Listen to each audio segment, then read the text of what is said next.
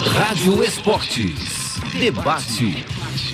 Vamos lá para o Rádio Esportes Debate, o assunto é o clássico. Tenho duas perguntas simples para vocês, comentaristas Figueiredo e Simões. Por que o Atlético não vence um clássico na Arena MRV e por que o Cruzeiro ainda não perdeu na Arena, Léo? Olha, grandes perguntas. Quero ver se você vai responder. Passou o programa todo pensando nelas, hein? Ô Cirilo, olha, são jogos distintos. Eu posso até colocar que os dois primeiros são mais parecidos porque o Atlético estava no comando ali do Filipão, né? O Atlético não conseguiu ganhar do Cruzeiro com o Filipão jogando na Arena MRV de uma maneira. Ok. Deste ano, era o mesmo time, na fase de classificação, time do Filipão. E o Cruzeiro venceu de novo. Então, aí você pode colocar, e mudou o treinador do Cruzeiro, né? Não era o Larcamon. Quem ganhou aquele clássico foi o Zé Ricardo, né? Era o Zé. Acho que era o Zé Ricardo. Era o Zé, não era, Simões? Era o Zé clássico Ricardo. Do Cruzeiro Primeiro foi o brasileiro do ano passado. O entrou depois, né? Entrou depois. Então eu acho, desses jogos, a gente precisa distinguir. Os que o Cruzeiro venceu primeiro é porque o Atlético tinha uma seríssima dificuldade em atuar contra equipes mais fechadas, contra equipes organizadas, e o Cruzeiro era esse time. O Cruzeiro não era o Flamengo, o Palmeiras, o Grêmio, que ia pra cima do Atlético, que ia dar campo pro Atlético, pelo contrário. Então o Cruzeiro foi muito inteligente nesses dois jogos, os dois primeiros da Arena MRV. Também foi no terceiro, né? Não posso falar que não foi. Só que esse terceiro jogo, ele tem características diferentes. Esse jogo teve treinadores diferentes, momentos diferentes. O Milito colocou um Atlético pra frente. Um Atlético com 3 zagueiros, um Atlético pra marcar pressão. E o Larcamon fez o contrário do que ele vinha fazendo. Ele colocou o Cruzeiro lá atrás, o Cruzeiro para defender no primeiro tempo e, não vou ser repetitivo, deu aqui no que deu nos dois tempos distintos. Eu acho que o jogo de futebol, e principalmente o clássico, ele é um jogo diferente porque mentalmente ele mexe com todos os envolvidos. O clássico mexe desde o torcedor que nem vai ao campo, com o jornalista que vai trabalhar no jogo, com os jogadores, com a direção dos clubes, porque é um jogo diferente. É um jogo onde a mídia é diferente, é um jogo onde tudo que você faz tem uma repercussão muito maior, é um jogo que para o torcedor vale mais. Isso não fica alheio dos atletas, não. Então não tenha dúvida de que quando o Atlético principalmente se viu encurralado pelo Cruzeiro mais uma vez no segundo tempo, passou pela cabeça do Atlético aquilo: nós vamos bobear de novo, nós vamos deixar escapar mais uma vez, e deixaram escapar. E não tenha dúvida que para o Cruzeiro, no intervalo, quando estava tomando de 2-0, que a moral estava lá embaixo, com certeza foi dito lá: nós já viemos aqui, já ganhamos aqui, ué. Nós ganhamos aqui, inclusive, de 2-0 o último jogo. Nós temos capacidade de voltar lá e fazer dois gols, empatar o jogo, pelo menos. Então, Cirilo, o clássico, ele não pode ser subestimado. Uma frase que eu utilizei há algum tempo já, muita gente fez meme, tem gente que gosta dela, tem gente... Respeitem o clássico. É um jogo diferente de tudo. É diferente, cara. É diferente. É jogo onde heróis improváveis aparecem, é jogo onde quem tem muita bola fica devendo. Isso acontece muito em clássico.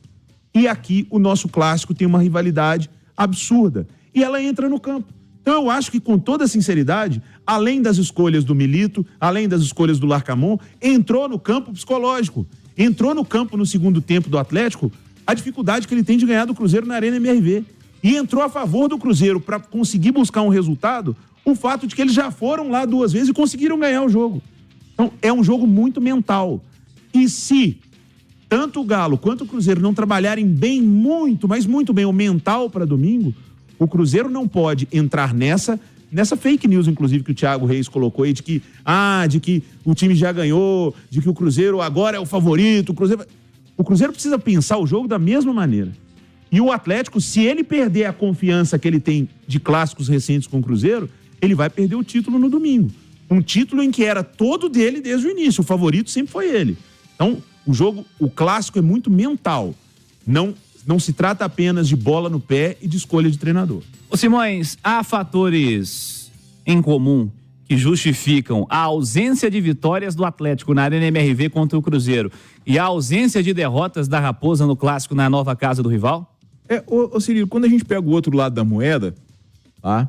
o Atlético ano passado, os 2 jogos em que ele foi visitante, ele não perdeu. No Independência empatou por 1-1 pelo Campeonato Mineiro, você recorda que o Hulk faz um gol de falta? Sim. E no Parque do Sabiá venceu por 1-0 com um gol do Hulk. Também. A última vez que o Cruzeiro venceu o Atlético como mandante, com torcida, foi em 2019. Porque entre esses 2 jogos do ano passado e esse jogo de 2019, a gente só tem um de 2021, que o Cruzeiro ganha no Mineirão por 1-0, gol do Ayrton, o clássico do Centenário, mas com portão fechado por causa do cenário da pandemia pelo coronavírus. Então, nos últimos 5 clássicos mineiros, o mandante não venceu. E clássicos com torcida única ou com 10% do torcedor para o adversário. O que eu acho do clássico de sábado, Cirilo, é que ele teve uma influência direta do poder do gol. O Atlético faz um gol improvável aos 7 minutos, uma jogadaça do Bruno Fux, uma falha do Rafael Cabral, acho que falha até do Marlon também. Acho que o Marlon não deu muita bola pro Fux, falou assim, vai sair com bola e tudo aí. Não, quando o Fux dominou a bola, eu falei, gente, o que o Fux tá fazendo ali? E aí o Romero... E aí, o que acontece? Olha só, a gente citou aqui, o Galo teve chances. Com o Paulinho, umas 2, né? Porque, além daquela muito clara, teve uma outra que, mérito dele, ele domina no peito e bate por cima. E no segundo tempo ele teve outra que o Edenilson toca pra ele. Isso, o gol do Hulk e a do Gemerson de bola parada. Todos em jogadas de contra-ataque. Todas jogadas de contra-ataque. O Atlético Hulk, chegou... Inclusive, Simões, sim, é o Cruzeiro marcando lá no campeonato. Mas é isso que eu tô dizendo. O Atlético chegou com o contra-ataque. Fruto de quê? Do primeiro gol e depois do segundo. Sim. Porque até saiu o primeiro gol do Fux, saiu cedo, mas o Galo tava todo em cima. Mas, entendeu? Sim. Aí, começa o segundo tempo. O Atlético com uma grande vantagem, que se termina 2-0, era campeão. Tá? Aí arruma aquela presepada na área. Uma boa jogada. O Felipe Machado faz uma boa antecipação, toma a bola. Isso. Acho que é o Pereira que enfia pro Dineno, ou o Dineno que enfia pro Pereira.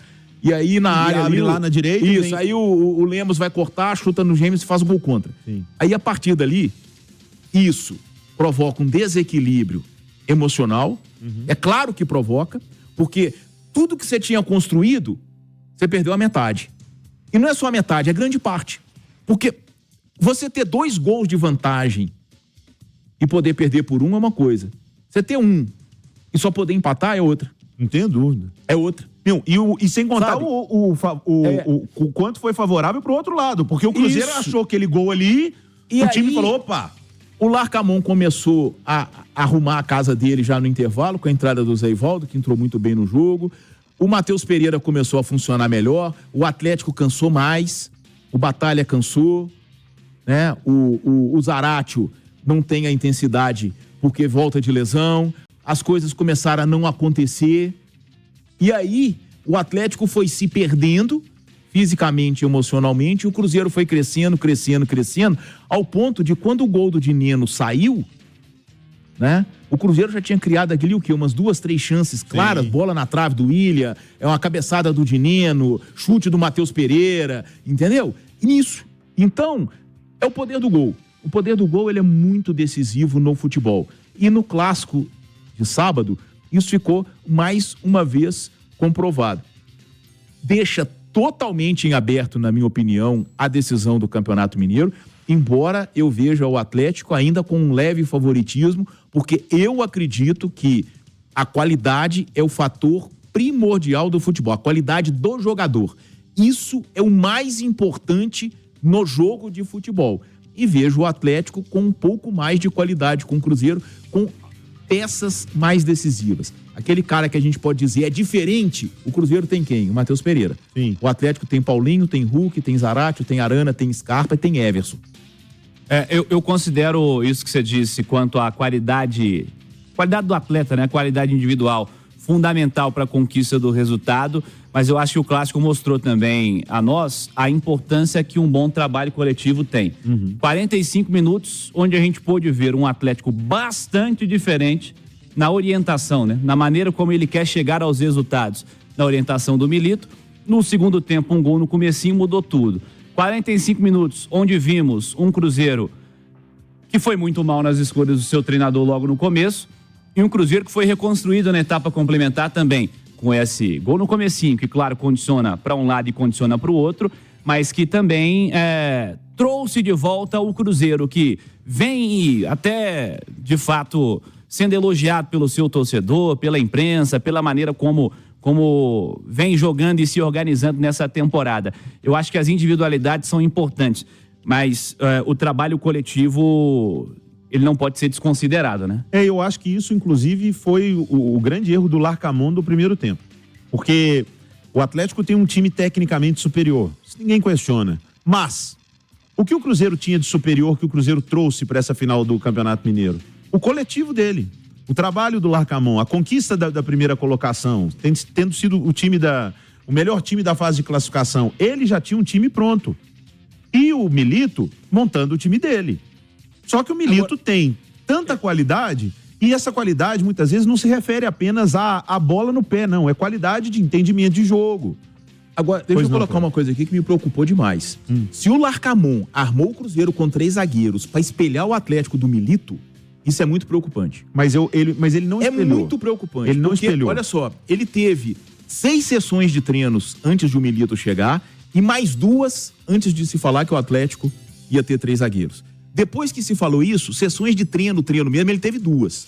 Então, aí é muito preocupante, porque isso é falta de convicção e de personalidade. Se ele mudou porque vazou a escalação do Atlético. Não, aí se ele mudou, o caso é grave. Porque é falta de convicção e de personalidade. Porque ele vai encarar um Brasileirão que cada um joga de um jeito, ele vai espelhar. Então, o que eu acho é que ele esperou a data FIFA para tentar encaixar o Vidalba no time. Até porque aquele quarto cara ali do meio, que ele tentou ser o Marlon, que ele tentou abrir o Arthur Gomes, era um problema do time do Cruzeiro. Foi um problema durante a fase classificatória toda, né?